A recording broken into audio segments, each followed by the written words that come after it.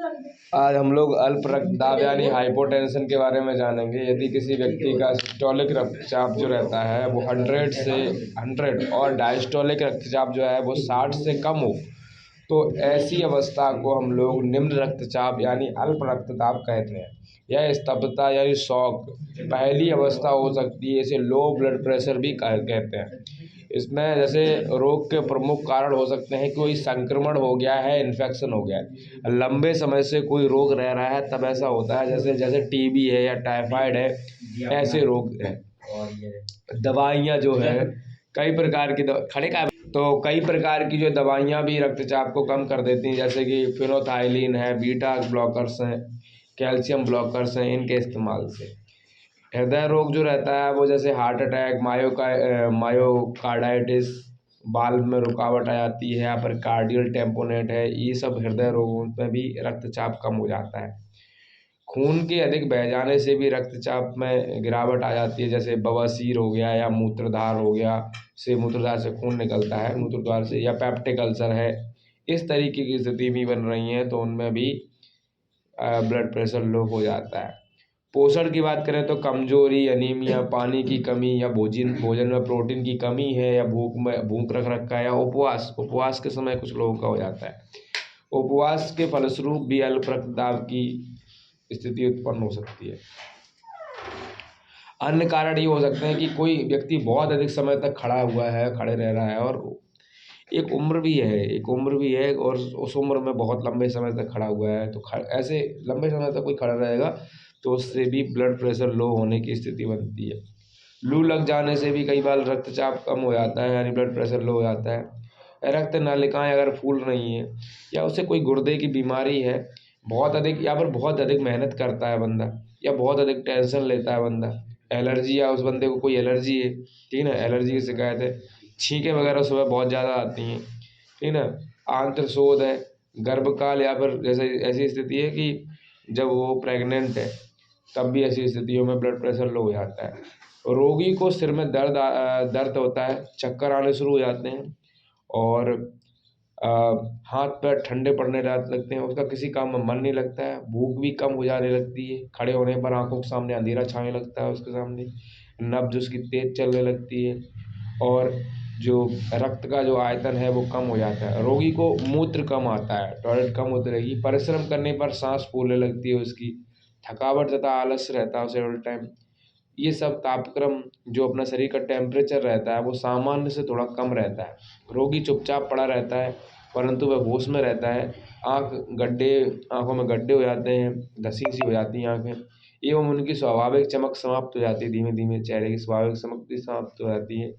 मांसपेशियों में ऐंठन होती है, शरीर में विशेषकर हाथों में हाथ कँपते हैं, हाथ, ठीक है, हाथ में कंपन होने लगता है। इस रोग में अधिकतर श्यावता की स्थिति पाई जाती है, जिसे साइनोसिस कह रहे हैं। रक्तदाब और अधिक होने पर क्या होता है, रोगी बेहोश हो सकता है, कि और इस तरीके से बार बार बेहोशी आएगी तो उसकी फिर मृत्यु हो जाएगी, उसकी मृत्यु भी हो सकती है। तो रोग की पहचान ऐसे करना चाहिए कि हमें जो प्रमुख कारण बताए और जो लक्षण बताए हैं, उन लक्षणों को देख के ही रोग की पहचान कर लेनी चाहिए। और अगर लक्षण पता चल जाते हैं तो फिर उनके निदान के लिए अपन को कुछ ना कुछ काम करना चाहिए, क्योंकि अगर हमने निदान के लिए कुछ कार्य किया तो फिर उसमें निदान करने में कोई कठिनाई नहीं होगी, और देरी कर दी तो फिर समस्या है। ब्लड प्रेशर अगर कम है या अधिक, ये सब हमें जानना पड़ेगा।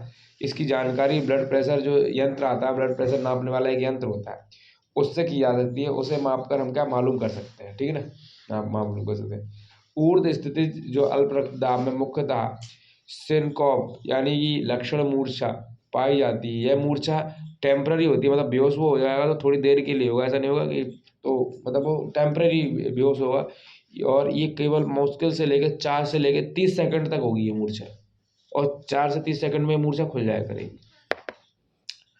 कुछ रोगियों में जो ये लो ब्लड प्रेशर की स्थिति वर्षों तक चलती है, बहुत सालों तक चलती है। यदि वह किसी तंत्रिका तंत्र अथवा अंतःस्रावी ग्रंथि के विकृति के कारण है, यानी अंदर क्या है, जैसे नर्वस सिस्टम वगैरह है, उसमें कुछ फॉल्ट आ गया है, कुछ डिफॉल्ट आ गया है, तो कुछ दिनों बाद वो कई बार खुद ही ठीक हो जाती है, ऐसा भी होता है। उपचार करने पर स्थिति ज़्यादा गंभीर और हो जाती है। ऐसी स्थिति में अगर उपचार करने बैठ गए तो फिर स्थिति और ख़राब हो जाती है इनके ऐसे केसों में। तो रोगी अपनी ज़िंदगी आराम से वैसे काट लेता है, अगर ये है इस तरीके से स्थिति ऐसी है तो। ऊर्ध्व स्थिति की स्थिति में जैसे ही रोगी लेट कर खड़ा होता है, जैसे लेटा हुआ है ऐसे लेटा हुआ है, और लेटने के बाद जैसे ही वो खड़ा होगा, जैसे ही वो खड़ा होता है एकदम से उसको मूर्छा आती है, एकदम से बेहोशी आती है उसको, और वो एकदम से बेहोशी आएगी और बेहोश होकर गिर पड़ेगा वो। यानी वो लेटने के बाद जब खड़ा होगा तो बेहोश होकर गिर जाया करेगा। ऐसी ऐसी स्थिति में जैसे धूप है आदि में, विशेषकर गर्मियों की ऋतु में बात करें, गर्मियों में कुछ देर खड़े होने पर उत्पन्न होते ही अधिकतर देखी जाती है। जैसे धूप में थोड़ी देर खड़ा हुआ व्यक्ति है, और अगर थोड़ी देर भी धूप में खड़ा हुआ है उसे मूर्छा आ जाती है, गिर जा रहा, बेहोश होकर गिर जा रहा है। तो रोगी के कुछ देर लेटने पर मूर्छा वैसे खुद ही ठीक हो जाती है। लेट जाए रोगी, वापस लेट जाए तो हो जाती है, वापस लेट ठीक हो जाती है, और ब्लड प्रेशर भी थोड़ी देर में सामान्य आ जाता है। इसमें करना क्या चाहिए कि रोगी को पहली बात पूरा का पूरा विश्राम दें, उसे उसे आराम करने दें। रोग के जो मूल कारण का हमें पता करना पड़ेगा, मूल कारण क्या है। अगर मूल कारण पता चल जाता है तो उसकी चिकित्सा करेंगे, ये डॉक्टर्स करेंगे, इसलिए खुद से इसका इलाज करने की कोशिश ना करें। रोगी को मानसिक टेंशनों से पहली बार बचाना चाहिए, उसे मानसिक टेंशन नहीं देनी चाहिए। खासतौर से ये मेंटल टेंशन ना फिजिकल बन के सामने आ जाती है। भोजन में नमक की मात्रा थोड़ी अधिक दे देना चाहिए। अगर ब्लड प्रेशर लो हो रहा है, तो मैंने बोला ना ब्लड प्रेशर लो हो तो भोजन में नमक की मात्रा ज़्यादा दें। थोड़ा पानी लें, पानी में थोड़ा सा नमक मिला के हिला के थोड़ा सा रोगी को दे दें, ठीक है। चाय में नमक मिलाकर दे सकते हैं, ठीक है ना। रोगी को विशेषकर गर्मी की ऋतु में अपेक्षाकृत अधिक नमक खाने का, तो चाय में नमक मिलाकर दिया सकता है। रोगी को विशेषकर गर्मी की ऋतु में अपेक्षाकृत अधिक नमक खाने का परामर्श देना चाहिए। और रोगी को परामर्श दें कि पलंग से उठने पर कुछ देर बैठकर तब चलना शुरू करे, ठीक है ना। कुछ देर पलंग पर सर उठे, थोड़ी देर पलंग पर बैठे, उसके बाद वो चलना शुरू करे, ऐसा उससे कहना चाहिए, ठीक है ना। रोगी को एक गिलास पानी में 2 चम्मच भर ग्लूकोज पाउडर और आधा चम्मच नमक मिलाकर कई बार देना चाहिए, ऐसा रहना चाहिए। जहाँ तक हो सके रोगी को प्रोटीन युक्त भोजन भरपूर मात्रा में देना चाहिए। क्या रोगी शरीर में रक्त की कमी एवं कमजोरी से हुआ करता है, अतः रोगी को प्रोटीन वाला भोजन जैसे कि हो गया दूध हो गया, पनीर हो गया, अंडे हो गए, मक्खन हो गया, सूरजमुखी के फल हो गए, उनकी गिरी के बादाम हो गए, मांस का पकाया हुआ रस हो गया, अधिक मात्रा में देना चाहिए। यदि रोगी को दस्त और उल्टी हो रही है या अधिक आए तो रक्त निकल जाने से उसके शरीर का तरल कम हो जाता है, ठीक है ना। तो उसको बार-बार पानी दो, दूध दो, फलों का रस दो, पानी पीने को कहो, जिससे रक्त में तरल की कमी दूर हो जाए।